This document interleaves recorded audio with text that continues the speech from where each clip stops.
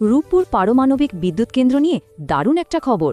দেশ এখন এক ঐতিহাসিক মাইল ফলকের সামনে।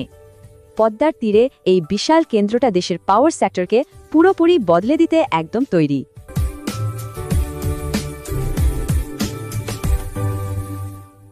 প্রকল্পটা এখন একদম ফাইনাল স্টেজে চলে এসছে, যাকে বলা হয় ফিজিক্যাল স্টার্টআপ। এটা দেশের জ্বালানি নিরাপত্তা আর উন্নয়নের জন্য এক বিরাট বড় মাইল ফলক হতে যাচ্ছে। কিন্তু এই ফিজিক্যাল স্টার্টআপ জিনিসটা আসলে কি? এটা হলো প্ল্যান্ট চালুর সবচেয়ে জরুরি ধাপ। এই ধাপে ফিউয়েল লোড করে নিউক্লিয়ার রিঅ্যাকশন শুরু করা হয় আর সব সিস্টেম টেস্ট করা হয়। আর বুঝতেই পারছেন, পুরো ব্যাপারটাতে সেফটি আর সিকিউরিটিকে সবচেয়ে বেশি গুরুত্ব দেওয়া হয়েছে।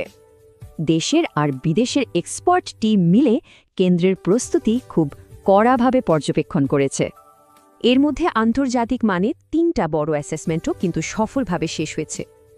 আর অ্যাটমিক এনার্জি রেগুলেটরি অথরিটি বলছে সেফটি নিশ্চিত হলেই ফাইনাল পারমিশন দেয়া হবে। চলুন এবার এই বিশাল প্রজেক্টের কিছু কি ফিগার এক ঝলকে দেখে নেওয়া যাক। রাশিয়ার আর্থিক আর টেকনিক্যাল সাপোর্টে এই প্রজেক্টের মোট খরচ প্রায় $12.65 বিলিয়ন। প্ল্যান্টটা পুরোপুরি চালু হলে এখান থেকে মোট 2400 মেগাওয়াট বিদ্যুৎ পাওয়া যাবে। এই পাওয়ারটা আসবে দুটো অ্যাডভান্সড VVER 1200 মডেলের রিঅ্যাক্টর থেকে, প্রত্যেকটা 1200 মেগাওয়াটের। সব মিলিয়ে এই পাওয়ার প্ল্যান্ট দেশের জ্বালানি নিরাপত্তাকে আরও অনেক বেশি শক্তিশালী করবে। এখন প্রশ্ন হল, এই পারমাণবিক যুগে পা রেখে বাংলাদেশ তার ভবিষ্যৎকে কিভাবে দেখবে?